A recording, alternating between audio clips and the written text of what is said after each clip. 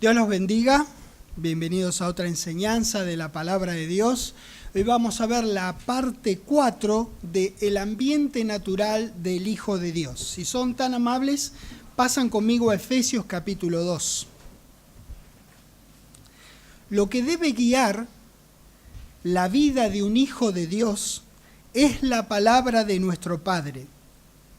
No necesariamente conocemos o entendemos el alcance de todo lo que Dios nos dice que hagamos. Pero una cosa hacemos, nos empeñamos en disciplinarnos a hacer su palabra. Entonces, con el tiempo, se hace más simple obedecer a Dios cuando nos dice que hagamos algo, aunque nos parezca extravagante, raro o curioso. Movernos con las cosas de Dios tiene que hacerse natural para nosotros. Necesitamos llegar al punto en que nos sintamos como pez en el agua con las cosas que tienen que ver con Dios, con su palabra, con su gente, con todo lo que es relacionado con Él y con los bienes de Él a las personas. Cada uno de nosotros, igual que cada uno de los grandes hombres de Dios que nosotros estamos estudiando en esta clase, en la palabra de Dios, tenemos nuestras propias limitaciones. En verdad, si nos ponemos a pensar honestamente, nos limitamos cuando no consideramos el poder de Dios en nuestras vidas. Es decir, que nos limitamos cuando no actuamos según sus indicaciones.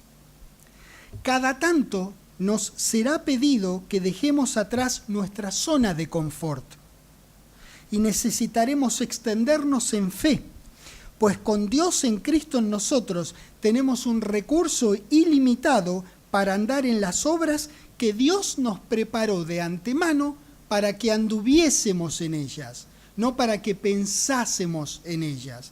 Efesios 2, justamente en el versículo 10, dice: porque somos hechura suya. Fíjese lo que dice: somos hechura suya. Él nos hizo en Cristo, creados en Cristo Jesús. ¿Pero para qué? ¿Con qué propósito? Para buenas obras. ¿Y qué hago con eso? Dios preparó estas buenas obras de antemano para que anduviésemos en ellas, no para que pensásemos en ellas. Para andar, ustedes saben, no necesito aclarar lo que es el verbo andar. Todos nosotros sabemos lo que es andar. Dios pudo haber puesto acá considerar, pero puso andar, el verbo andar. ¿Cómo llevamos a cabo? ¿Cómo concretamos esas buenas obras? Efesios 3 en el versículo 20, ahí nomás en el barrio. ¿Cómo llevamos a cabo? 3:20 dice, Efesios 3:20, y aquel que es poderoso para hacer todas las cosas mucho más abundantemente de lo que vos pedís o lo que vos entendés, según el poder que ¿qué? Ese poder actúa en nosotros cuando nosotros tenemos fe, confianza en Dios.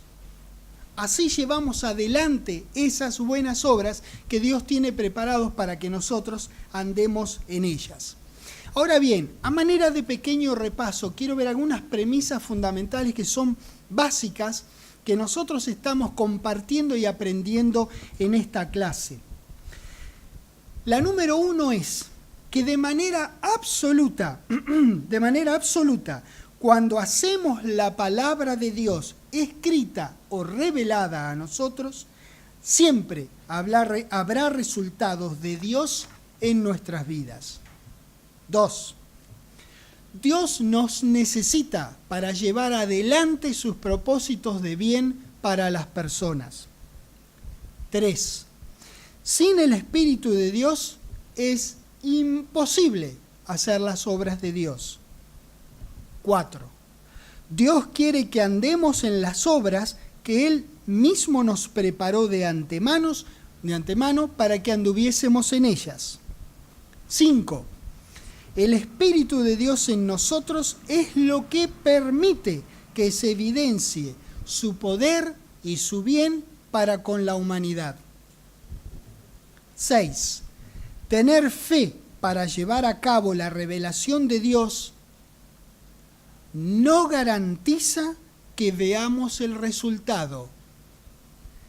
sí garantiza el resultado en los términos y en los tiempos de Dios cuando obedecemos. El resultado está garantizado. Lo que no está garantizado es que vos necesariamente veas el resultado de haberte movido según la revelación de Dios. Habíamos visto ejemplo de esto, por ejemplo, en Abraham, que no vio todo lo que Dios le prometió, parte de lo cual somos nosotros en este momento.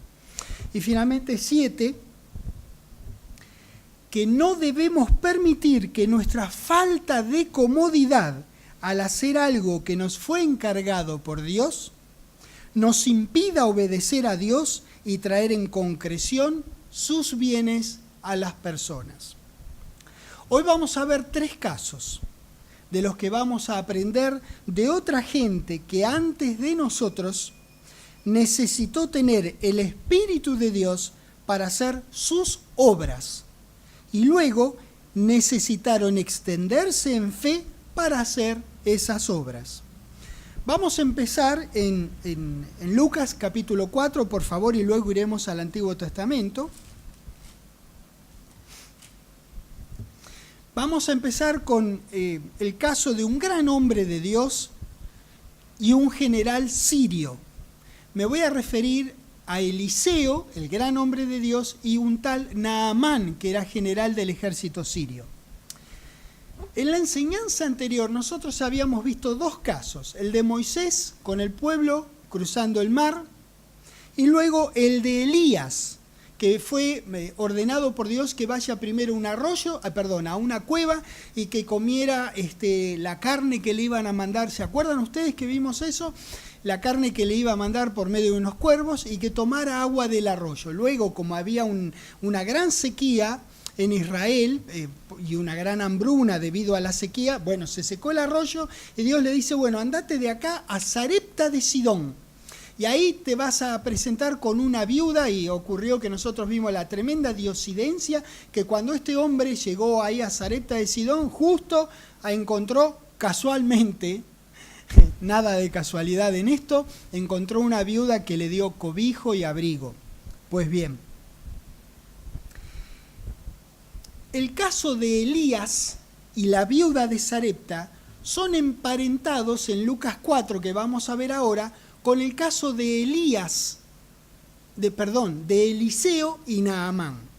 Bien, vamos directamente, acá no va a haber ninguna confusión cuando leamos la Biblia en Lucas 4, partiendo en el versículo 25 que dice, y en verdad os digo, el que habla aquí es el Señor Jesús, dice, que muchas viudas había en Israel en los días de Elías, cuando el cielo fue cerrado por 3 años y 6 meses, y hubo una gran hambre en toda la tierra, pero a ninguna de ellas fue enviado Elías, sino a una mujer viuda de Sarepta de Sidón. 27. Y recuerden esto porque lo vamos a necesitar para el registro que vamos a estudiar ahora. Y muchos leprosos había en Israel en tiempo del profeta Eliseo, pero ninguno de ellos fue limpiado, sino Naamán el sirio. Bueno, ahí nos vamos a concentrar un ratito y vamos a ir primero a Primera de Reyes, capítulo 17. Así que vamos a aprovechar que estas 2 acciones, la de Elías y la de Eliseo, están conectadas en este hermoso registro de los evangelios, del Evangelio de Lucas. Muy bien. Vamos a recordar que en los últimos momentos de Elías con la viuda, en la última parte del relato, el hijo de la viuda muere. Elías, seguramente guiado por el Espíritu de Dios, se tendió sobre el niño 3 veces. ¿Recuerdan? Y si no, pueden ir y verlo. A cualquiera, esta acción podría parecerle ridícula o curiosa, pero como mínimo. Sin embargo, así fue como accionó este gran hombre y trajo la liberación de Jehová al niño. Habíamos aprendido que Elías no fue por la suya, decretando o declarando que el niño no estaba muerto, o levántate porque no estás muerto, o lo que fuera, sino que clamó a Jehová. Jehová lo escuchó y el niño revivió. Primera de Reyes 17, en el versículo 21, dice, y se tendió sobre el niño 3 veces, y clamó a Jehová, y dijo: Jehová, Dios mío, te ruego que hagas volver el alma de este niño a él. Y Jehová oyó la voz de Elías, y el alma del niño volvió a él y revivió. En esta clase nosotros estamos estudiando casos de gente de Dios que hace acciones que al ojo no entrenado le harían pensar que son locura, pero que sin embargo, cuando son ordenadas por Dios, no porque se te ocurre, sino cuando son ordenadas por Dios, producen los resultados de Dios en los suyos. Por eso ahora queremos estudiar el caso de este Eliseo y Naamán. Este Eliseo, del cual vamos a aprender un poquito ahora, fue un profeta muy respetado y fue conocido por su fidelidad a Elías. Ustedes cuando estudien esta enseñanza y vean el contexto van a ver qué gran hombre este Elías y cómo se conecta con Dios y cómo se comunica con Dios y el amor, el aprecio que él tenía por su maestro, que era Elías. Antes de la sanidad que Jehová trajo en beneficio de Naamán, ya les estoy contando el final de la historia, pero igual quédense conmigo, Naamán era leproso y fue sanado, pero es interesante ver cómo ocurrió todo eso. Antes de eso, en pocos capítulos puede verse la gran actividad de este gran hombre de Dios. Lo pueden ver a partir de Segunda de Reyes capítulo 2, que no vamos a ir ahora, lógicamente por un tema de brevedad. Pero en Segunda de Reyes, en el capítulo 5, sí vamos a necesitar ir para ver las acciones de este Eliseo. Una cosa muy importante acerca de tanto Elías como Eliseo, no eran, lo hago así entre comillas, profetitas improvisados. Eran gente que habían probado realmente amar a Dios, estar firme en la palabra de Dios a pesar de las circunstancias que lo rodeaban. Ellos estaban firmes. A veces uno lee estos grandes logros de esta gente que era gente como uno. Acordate, Elías, Eliseo, era gente como uno, pero habían decidido confiar en Dios frente a cualquier circunstancia. Eso te hace pensar a vos que vos, siendo como cualquier hijo de vecinos, si le crees a Dios, puede que no seas profeta. No significa que te vas a transformar en profeta tan solo por creerle a Dios. No hay una escuela donde vayas y te recibas de profeta. No hay una escuela donde vayas y te recibas de pastor, no en la Biblia. Es un llamamiento de Dios. Entonces estos hombres permanecieron fieles y Dios los guió a que ejerzan el ministerio de profeta. Así es con cada otra avenida de servicio que nosotros tenemos. Pero primero tenés que estar firme en la palabra, tenés que creerle a Dios en cosas más simples, digamos. Pero era gente como uno. Entonces Eliseo era un hombre de Dios que caminaba con él de manera poderosa. Su nombre es mencionado unas 56 veces en la Biblia. Ahora vamos a estudiar el caso de este gran hombre con este general del ejército sirio. Segunda de Reyes, capítulo 5, registro divino, lo van a ver. En el versículo 1 dice, Segunda de Reyes 5:1, Naamán, general del ejército del rey de Siria, era varón grande delante de su señor, es decir, delante del rey. Y el rey entonces lo tenía en alta estima, porque por medio de él había dado Jehová salvación a Siria. Era este hombre, se sigue refiriendo a Naamán, valeroso en extremo, pero leproso. Pobre tipo, ¿no? Y de Siria habían salido bandas armadas y habían llevado cautiva de la tierra de Israel a una muchacha. Esta muchacha de la que habla acá, cuyo nombre no sabemos, tuvo una intervención muy singular. Van a ver que por un simple comentario que esta muchacha le hace a su ama, a la mujer a la cual servía, que coincidentemente era la esposa de Naamán, le hace un comentario muy singular que comienza toda esta historia de salvación. Si esta muchacha no hubiese hablado, este registro no hubiese estado. en la Biblia. ¿Cuántas veces nosotros acciones que consideramos simples, no vale la pena? Mirá si esta muchacha hubiese pensado que no valía la pena mencionarle a su señora lo que le va a mencionar ahora, que finalmente trajo la sanidad de Naamán, la cual servía a la mujer de Naamán. Esta dijo a su señora: si rogase mi señor, o sea, Naamán, al profeta que está en Samaria, él lo sanaría de su lepra. Entonces, eso es lo que dice ahí. Bien, 4.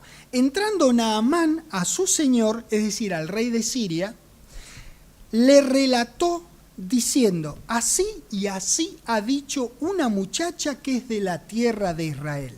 Es obvio que la esposa del general le contó a su esposo. Así que el flujo de información fue así: la muchacha a la esposa de Naamán, la esposa de Naamán a Naamán y Naamán al rey de Siria. ¿Lo ven cómo fue? Fíjense, cada cual tuvo su pequeña intervención. 5. Y le dijo el rey de Siria: listo, ya está, encendé la Kawasaki, andate. Yo enviaré cartas al rey de Israel. Salió pues él llevando consigo 10 talentos de plata, 6.000 piezas de oro, 10 mudas de vestidos. Tomó también cartas para el rey de Israel que decían así: cuando lleguen a ti estas cartas, sabe por ellas que yo envío a ti mi siervo Naamán, para que lo sanes de su lepra. Luego que el rey de Israel leyó las cartas, la entendió para cualquier lado. Rasgó sus vestidos y dijo: ¿soy yo Dios que mate y dé vida, para que éste envíe a mí que sane un hombre de su lepra? Considerad ahora y ved cómo busca ocasión contra mí. Muy fuera de la pelota. Estaba viendo otro programa este rey. Y realmente cuando estudian la Biblia ven que efectivamente estaba viendo otro programa este rey. 8. Cuando Eliseo, el varón de Dios, mirá qué cosa, el mensaje en realidad iba dirigido al rey para que le permitiera entrar a su lugar y dijera: conectame con el profeta de acá. Bueno, en cualquier caso, Eliseo se enteró. Me emocionan ver estas conexiones que hace Dios así, todas las diosidencias que se da, las cosas que él debe hacer para que éste se conecte con aquel y él logre. Fíjate todo lo que hace para bendecir una persona, es maravilloso. Entonces en el 8 dice: cuando Eliseo, el varón de Dios, oyó que el rey de Israel había rasgado sus vestidos, envió decir al rey: ¿por qué has rasgado tus vestidos? Venga ahora a mí y sabrá que hay profeta en Israel. ¡Wow! Que vengan, que vengan. Y vino Naamán con sus caballos y con su carro y se paró a las puertas de la casa de Eliseo. Esto es realmente gracioso, ya van a ver. Ustedes recuerden que el tipo era el general más encumbrado del ejército de Siria, es decir, un generalazo era el tipo. Y va ahí a la puerta del profeta y en el 10 dice: entonces Eliseo le envió un mensajero, no salió él,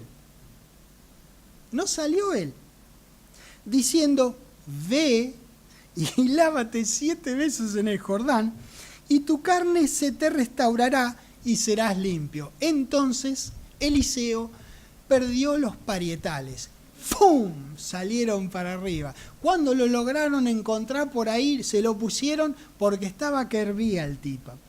Acá es donde nosotros necesitamos hacer hincapié. Con Elías, la clase anterior, habíamos aprendido que se tendió 3 veces sobre el hijo de la viuda. Eso es muy loco, es peculiar, es extraño. Uno podría pensar que ni siquiera haría falta hacerlo una vez sobre el niño. En el caso de Eliseo y Naamán, uno pensaría que con solo pedirle a Dios o con la anuencia de Dios, no por mandarse por la suya, porque vos sos tan grosso que vos mandás a la enfermedad que se vaya o vos decretás que no esté enferma la persona, no, eso es una locura. Por eso hablo con la anuencia de Dios. Ordenar a la enfermedad que salga de Naamán, uno pensaría que sería suficiente. Bueno, eso fue justamente lo que pensó Naamán. Pero el relato muestra que quien piense eso, mucho se equivoca, como mucho se equivocó el general. Versículo 11.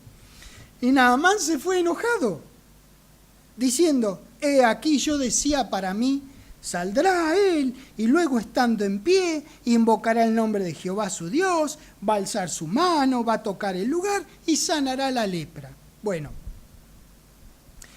no nos dice el registro que haya alguna razón por la cual Naamán tuviera que lavarse 7 veces, ni por qué el profeta no fue personalmente a recibirlo a Naamán.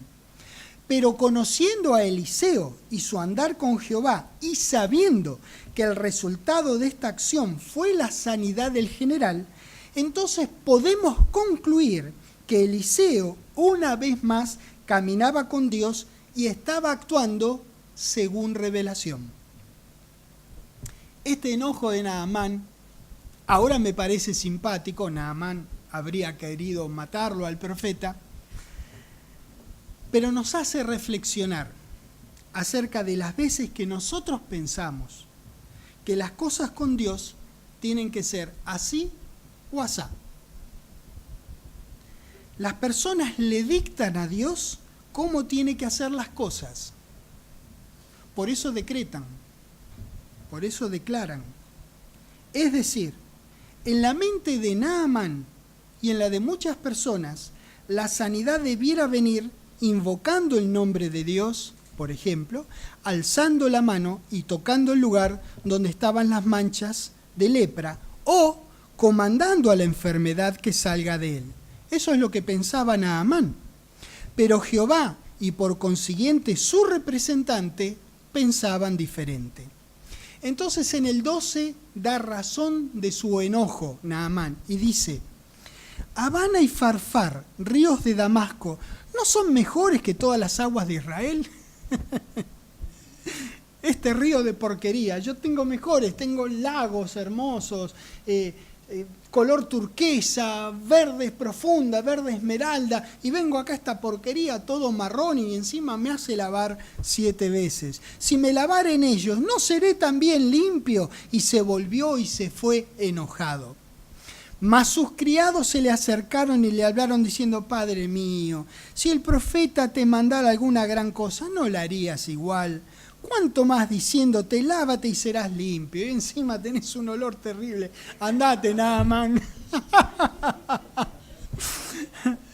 14. Él entonces descendió y se zambulló 7 veces en el Jordán, conforme a la palabra del varón, ¿de quién? De Dios. Qué tremenda palabra de Dios.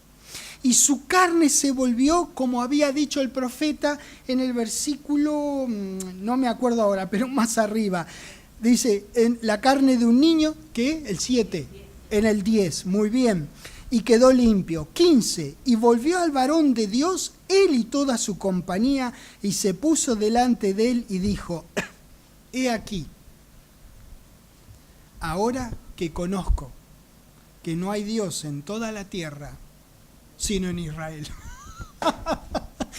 Cada vez que la sanidad es hecha en los términos de Dios, no en los tuyos, Dios se lleva la gloria. Es lo que dijo. Fue agradecerle al profeta diciéndole, mirá, profeta, ahora sé que hay Dios en Israel. Qué grande que es esto. Dios mío, me encanta. Te ruego que recibas algún presente de tu siervo. La historia sigue. Eliseo no quiere recibir y no recibe ningún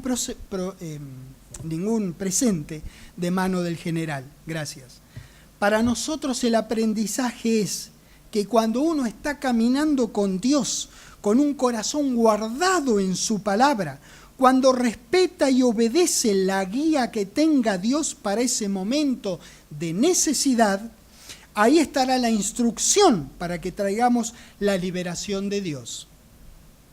No importa qué tan curioso, caprichoso, inusual o raro nos parezca. Eliseo se extendió en fe, es decir, actuó sobre información confiable recibida. Y cuando Naamán hizo lo mismo, entonces se evidenció el poder sanador de Jehová. Tremenda enseñanza para nosotros.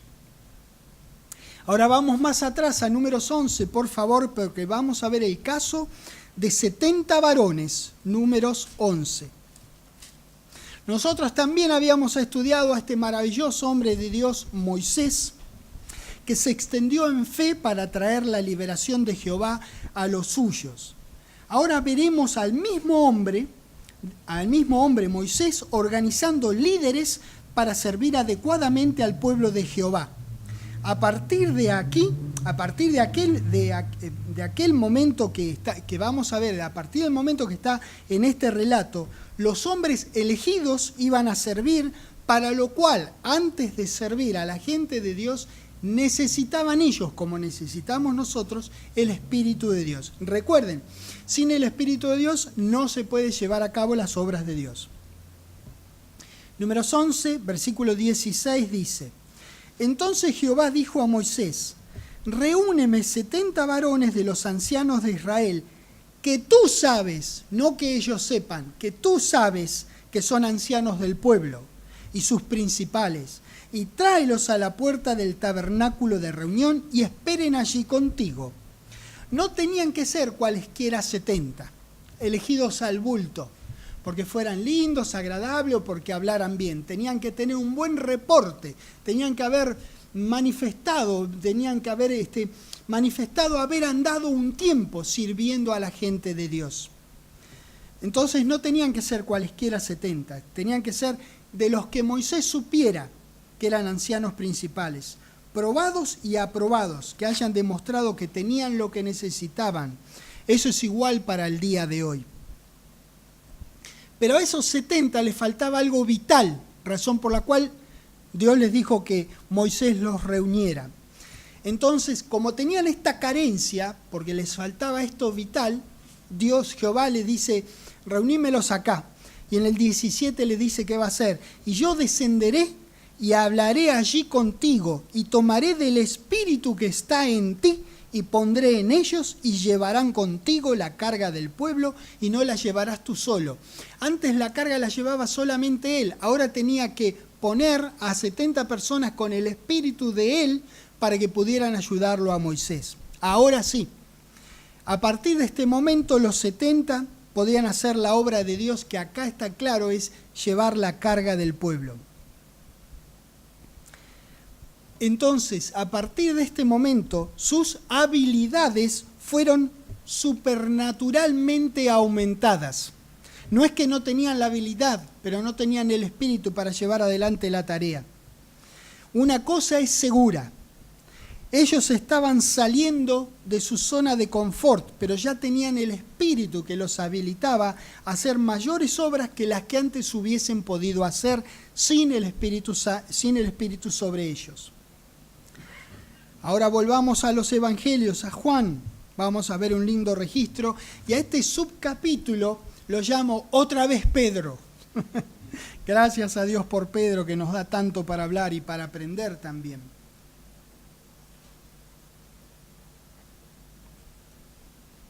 Juan 21.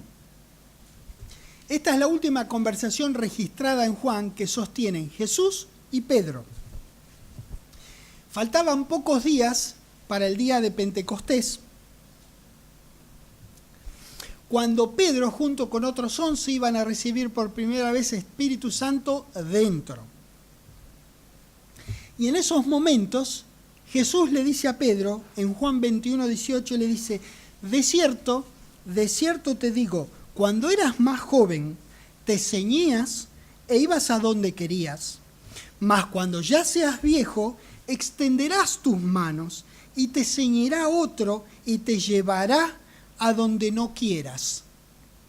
Recuerden, porque en un rato nos hará falta, esta palabra, este verbo, llevará, es la palabra griega fero. La vamos a necesitar en un rato. Aquí al decir cuando eras joven, te ceñías e ibas donde querías, no puede estar refiriéndose a Pedro cuando era un niño, cuando era chiquito. Pues Pedro, aún estando con Jesús, siendo un adulto responsable, cuando quería pescaba, cuando quería ministraba con Jesús, ¿verdad? Cuando era joven entonces, básicamente significa hasta ahora. Entonces, hasta ahora hacías lo que querías, te ceñías a vos mismo. Mas cuando seas viejo, que es una forma de decir cuando madures, a partir del día de Pentecostés, que está acá a la vuelta de la esquina, por así decir, que tendrás espíritu dentro, te ceñirá otro. A partir de ese día iba a ser Dios en Cristo en Pedro. De eso estaba hablando. Y ojo que hay que tener muchísimo cuidado de no malinterpretar esta frase cuando dice te llevará donde no quieras. La quiero explicar. No significa que el Espíritu Santo lo va a llevar a lugares así o así, aunque Él no quiera, como a los empellones, sin contar con la voluntad de Pedro. Dios siempre necesita de nuestra buena voluntad para producir en nosotros así el querer como el hacer por su buena voluntad. Esta expresión significa más bien que irá a lugares y hará cosas que no necesariamente nacerán de su propia voluntad, que no serán generados por él, sino por revelación, y luego Pedro podrá optar por hacerlo o no hacerlo. Esto es lo que significa. Hasta ese momento Pedro se ceñía a sí mismo, hacía lo que a él le parecía.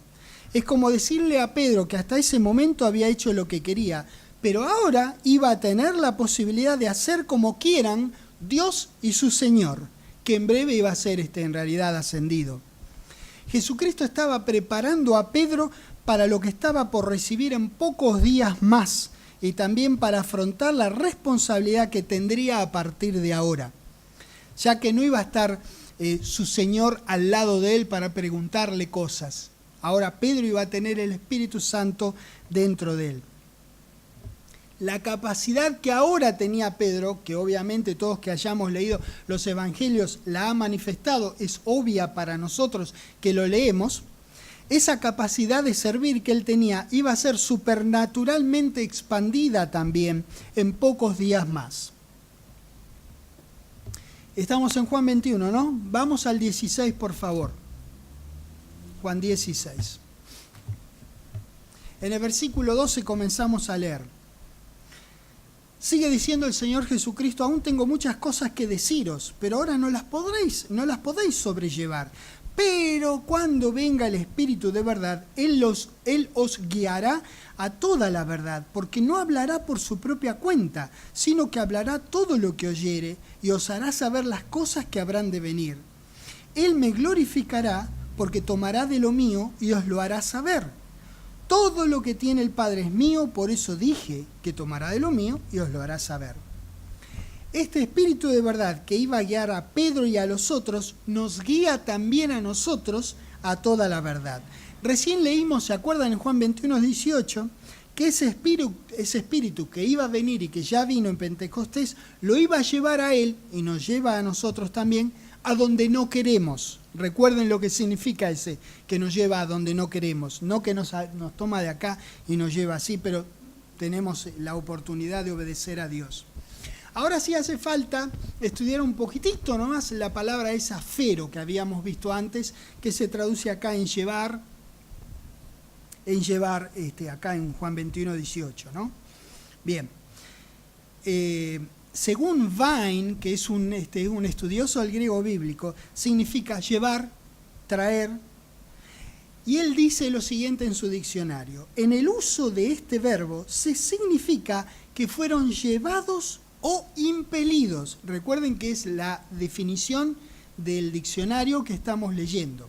Tenemos que entender que Dios no impele ni lleva sin tu propia voluntad, porque puede que no infiramos eso de lo que estamos por leer, pero queremos entender mejor lo que significa esa palabra. Bien, llevados o impelidos por el poder del Espíritu Santo, no actuando en conformidad con sus propias voluntades, ni expresando sus propios pensamientos, sino siguiendo la mente de Dios en palabras dadas y ministradas por Él. Está bien si consideramos que Dios no hace eso sin necesitar tu voluntad. ¿Entienden? Bien. Esta es la manera en la que es traducida entonces en este diccionario esa cuestión, pero ojo de nuevo, porque no significa para nada que al llevarnos o impelernos lo hace sin necesitar nuestra buena voluntad. Entonces, la voluntad de Dios es la que genera el pensamiento, la que genera ese querer y ese hacer, pero queda en vos en obedecer y hacer ese querer, ¿lo ven? O ese hacer. Tengámoslo muy en cuenta así, porque si no, no es como se enseña. Dios no usa a las personas. Hay un Dios con minúscula que usa a las personas. Dios se vale de lo que nosotros sabemos, se vale de nuestros talentos, se vale de nuestra obediencia, pero no nos usa. Él depende de que nosotros queramos hacer las cosas. Él pone en nuestro corazón cosas para hacer, entonces si queremos, las hacemos. Por supuesto que debiéramos querer todas las veces. ¿Lo ven? Es muy importante entender esto. Segunda de Pedro, capítulo 1. Quiero que vayamos a un versículo que es bastante conocido. Segunda de Pedro, capítulo 1. En el versículo 21, y ahora yo voy a reemplazar cada palabra castellana por la palabra griega esta que estamos aprendiendo. Segunda de Pedro 1:21 dice, porque nunca la profecía fue fero por voluntad humana, sino que los santos hombres de Dios hablaron siendo fero por el Espíritu Santo. La voluntad humana fue necesaria para proferir, para escribir esa maravillosa profecía, pero no para generarla. ¿Lo ven? Claro que se necesitó de la voluntad humana, pero no para generar la palabra. La voluntad humana fue, escribí lo que te digo. Y bueno, entonces el hombre escribió, pero no vino por voluntad humana, la generación vino de Dios. La voluntad de generar la profecía es de Dios y necesita de nuestra voluntad para hacerla conocida. Ahora bien, este ser llevado puede ser comparado a nadar en un río. Uno tiene la opción de nadar con la corriente, es decir, según la voluntad de Dios, o contra la corriente, es decir, contra la voluntad de Dios. El río en el que iba a nadar Pedro es el río del Espíritu Santo, podríamos decir. Si él quería, podía nadar con la corriente o contra la corriente. Pero cada vez que Pedro quisiera, iba a seguir el fluir del río y por su libre voluntad iba a dejarse llevar a alturas de servicio que sin ese espíritu dentro son absolutamente impensadas, pero lo que es más, son imposibles de realizar. Si ustedes se ponen a pensar, el mismo Pedro fue uno de los santos hombres de Dios que habló siendo inspirados por el Espíritu Santo, ¿verdad? Pero no solamente habló siendo inspirado por el Espíritu Santo, Pedro que escribió, sino que tuvo acciones que fueron escritas por otras, que también fueron inspiradas por el mismo Espíritu Santo. O sea que Pedro también nadó a favor de la corriente. Él dio un tremendo discurso en el día de Pentecostés, tras el cual fueron añadidas unas 3.000 personas a la flamante iglesia del cuerpo de Cristo. Hizo sanidades, fue parte activa y necesaria con Cornelio y su familia en lo que constituyó la entrada de los gentiles a la iglesia del cuerpo de Cristo. Fue parte del así llamado Concilio de Jerusalén, etc. Todas cosas imposibles de hacer sin el Espíritu Santo dentro. Ahora la pregunta para nosotros es, ahora nosotros, que somos hijos de Dios, que contamos con los recursos de bendición de Dios en nosotros, ¿qué haremos por los demás? ¿Nos extenderemos en favor de ellos? ¿Les compartiremos la maravillosa palabra que cambió nuestras vidas? ¿Les ayudaremos a ir a Dios por medio del Señor Jesucristo? ¿O seguiremos ciñéndonos a nosotros mismos y yendo hacia donde nosotros queremos ir? ¿Continuaremos remando contra la corriente? La decisión es nuestra. Primera de Pedro, el libro anterior, capítulo 1, mirá lo que dice. Habiendo purificado vuestras almas por la obediencia a la verdad mediante el Espíritu, para el amor fraternal no fingido, amaos unos a otros entrañablemente de corazón puro. Ahí donde dice de corazón puro, la palabra de proviene del griego ek, que significa fuera de, desde, sugiriendo la fuente desde la que algo es llevado a cabo. Miren, el corazón es como una cajita. Nosotros, cuando abramos el corazón, vamos a sacar de él lo que hayamos colocado. Si lo que nosotros pusimos aquí es la palabra, más palabra, más palabra, cuando estemos en la adversidad y abramos la cajita, lo que vamos a ver nosotros, lo que vamos a sacar es la palabra que hayamos colocado. ¿Lo ven?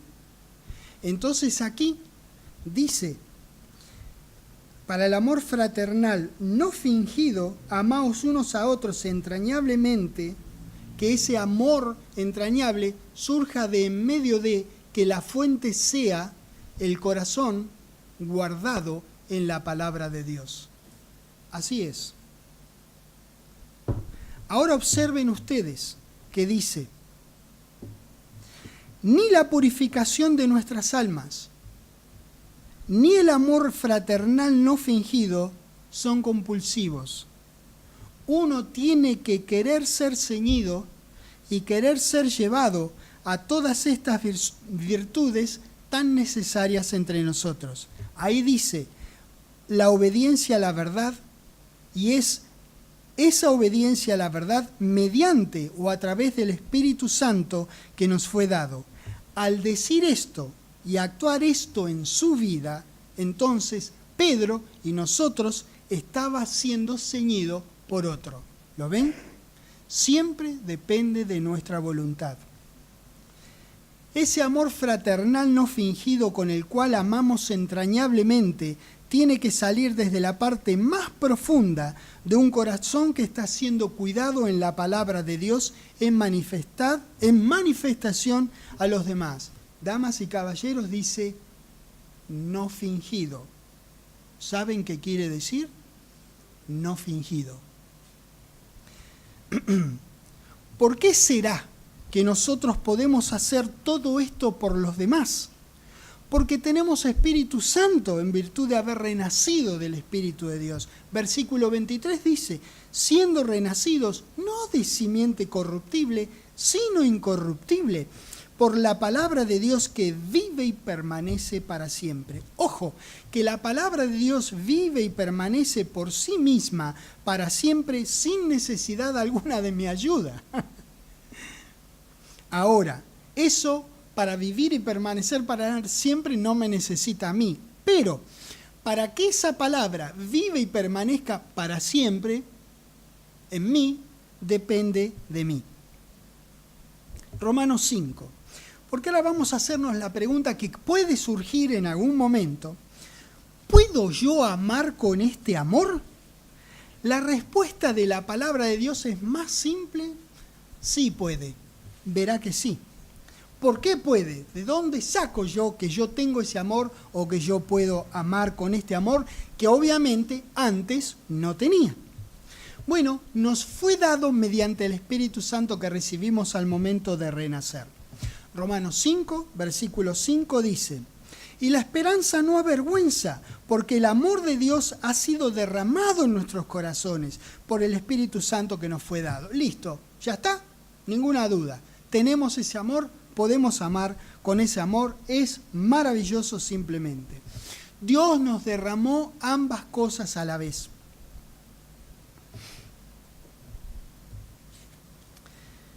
Con ese Espíritu Santo y ese amor, ahora tenemos la capacidad de extendernos amando de esta manera. Primera de Pedro, ¿cómo estamos con Pedro hoy? Primera de Pedro. En el capítulo 4, vamos a ver la primera parte del versículo 8 que dice: y ante todo tened entre vosotros, ¿qué cosa? Ya no tenemos excusa porque ya recibimos esa capacidad de amar como amó el Señor Jesucristo. Vamos a Hechos 4, por favor. El día de Pentecostés del primer siglo trajo un cambio sustancial a quienes estuvieron con nuestro Señor. La recepción de Espíritu Santo dentro los habilitó a amar a ellos como amó el Señor Jesucristo, y los habilitó también para hacer las obras que antes hizo Jesús y aún mayores. Lo mismo pasa con nosotros hoy día. Vamos a ver un registro hermoso de la palabra de Dios en Hechos 4, comenzando en el 22. Ya que el hombre en quien se había hecho este milagro de sanidad tenía más de 40 años, un cojo que había sido sanado. Muchos hemos leído por aquí, si no, es un hermoso registro para leer todo lo que pasó en ese tiempo. Y puestos en libertad vinieron a los suyos y contaron todo lo que los principales sacerdotes y los ancianos les habían dicho. Esta sanidad que a ellos habían hecho por este cojo que había nacido así, estaba muy lejos de la zona de confort en la que ellos vivían antes de recibir Espíritu Santo, cuando lo abandonaron a Jesús en su momento más triste, o cuando estaban tras puertas cerradas después de que Jesucristo resucitó. Versículo 24 dice: y ellos, habiéndolo oído, alzaron unánime la voz a Dios. ¿Qué es lo primero que hicieron? Se reunieron, se contaron un poquitito de lo que había pasado y dijeron: che, listo, ya está, ya estamos en el tema, ahora oremos. Alzaron unánimes la voz a Dios y dijeron: soberano Señor, tú eres el Dios que hiciste el cielo y la tierra, el mar y todo lo que en ellos hay. Me encanta esto, ¿por qué? Porque ellos no lo decían para enterarle a Dios que Dios había hecho todas estas cosas. Yo estoy seguro que Dios se acuerda que Él hizo todas esas cosas. Pero a veces en nuestra oración nosotros le decimos, expresamos nuestro corazón angustiado a Dios. Vamos con nuestra angustia en una mano y con nuestra petición en la otra, respetuosamente nos presentamos delante de nuestro querido Padre y decimos: mirá, Padre, vos hiciste el cielo, la tierra. Lo digo un poco para darme cuenta yo a quién le estoy hablando, a quién le estoy elevando esto. ¿Lo ven? Ellos eran gente como nosotros. Qué hermoso, es tan humana la palabra de Dios. 25, que por boca de David, tu siervo, dijiste: ¿por qué se amotinan la gente si los pueblos piensan cosas vanas? Se reunieron los reyes de la tierra, los principales se juntaron en una contra el Señor y contra su Cristo, porque verdaderamente se unieron en esta ciudad contra tu santo Hijo Jesús. Vos lo ungiste, Dios se unió, Herodes, Poncio Pilatos, los gentiles, el pueblo de Israel, para hacer cuanto tu mano y tu consejo habían antes determinado que sucediera. No es que Dios determinó que sucedieran esas cosas. Dios anunció, no que era su deseo que ocurrieran. Al leer así rápidamente dice: bueno, Dios ya había dicho esto. Sí, claro, dijo que iba a ocurrir, pero no dijo que Él quisiera que ocurriera, pero sabe cómo son las cosas, entonces se adelantó y dijo que esto iba a ocurrir. ¿Entienden? Porque si leemos rápidamente, mirá, Dios lo determinó, entonces esto pasó porque Dios lo dijo. No. Dios lo dijo, entonces esto pasó, porque Dios sabía lo que iba a ocurrir, aunque no es su deseo que esto ocurriera. ¿Entienden, no? Bueno, y ahora, Señor, en el 9 dice, en el 29, ahora, Señor, mira sus amenazas, concede a tus siervos que con todo denuedo hablen tu palabra. Pero si eso es lo que los había metido en problemas. Y le estaban pidiendo más de lo mismo que les había traído problemas. 30, mientras extiendes tu mano para que se hagan sanidades. Las sanidades vienen de la mano de Dios cuando nosotros lo oramos a Dios. Él es el que sana, el poder es de Él, no es tuyo, chabón. Vos le pedís a Dios que ejerza su poder. ¡Qué bárbaro! ¡Qué lindo que es todo esto! ¿Cuánto aprendemos? Mientras extiende tu mano para que se hagan sanidades y señales y prodigios mediante el nombre de tu santo Hijo Jesús. Cuando hubieron orado, el lugar que estaban congregados tembló y todos fueron llenos de Espíritu Santo y hablaban con denuedo la palabra de Dios. ¡Qué tremendo! La multitud de los que habían creído eran de un corazón y un alma. Ninguno decía ser suyo propio nada de lo que poseía, sino que tenían todas las cosas en común. Entonces, oración incluida en el entonces con gran poder los apóstoles daban testimonio de la resurrección del Señor Jesús, dice el 33, del Señor Jesús, y abundante gracia era sobre ellos, sobre todos ellos. ¡Qué tremenda palabra de Dios! ¿Cuánto uno puede aprender en algo así como 10 versículos, 11 versículos? Dios mío, si esto es lo único que hubiésemos leído al día de hoy, nuestra vida no puede ser igual después de haberlo leído. Caramba, qué maravilloso. Primera de Juan, capítulo 3. Dios nos pide que nos extendamos en amor hacia las personas, que nademos a favor de la corriente de su amor. Lo mismo hace nuestro Señor, habiéndonos dejado ejemplo con su propia vida en cómo servir hasta el extremo de morir por los demás. Primera de Juan, capítulo 3, versículo 16, dice: en esto hemos conocido el amor, en que Él puso su vida por nosotros. También nosotros debemos poner nuestras vidas por nuestros hermanos. Eso es lo que dice la palabra de Dios. Ese es el ejemplo del Señor Jesucristo. ¡Caramba! ¿Cuánto nos gustaría imitarlo al Señor caminando sobre el mar, reclamando a la tormenta que se calle y que se aquiete y que ellos puedan estar tranquilos en el mar pescando con los suyos? ¡Caramba! Pero también esto es seguir los pasos de nuestro querido Señor Jesucristo, amar a nuestros hermanos hasta el extremo que Él amó. ¡Qué bárbaro! Y vean, tengamos muy en cuenta, muy presente, que nunca se nos va a pedir que nos extendamos más allá de lo que podamos. Nuestro Padre, así como también nuestro Señor, saben hasta dónde podemos llegar con la habilidad de Dios en Cristo en nosotros. Nunca se nos pedirá que hagamos algo con lo que nosotros nos frustremos.